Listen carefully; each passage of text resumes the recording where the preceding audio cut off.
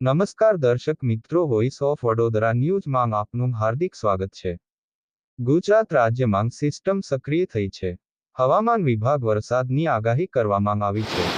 ધોરાજીમાં છેલ્લા 18 કલાકમાં 6 ઇંચ વરસાદ. સિઝનનો કુલ 45 ઇંચ વરસાદ નોંધાયો. સમગ્ર ધોરાજી વિસ્તાર પર મેઘરાજા ઓળઘોળ થયા છે. ત્યારે જન્માષ્ટમી પર્વ પર ફરી એકવાર મેઘરાજાએ પોતાનું ભેટ વરસાવ્યું છે.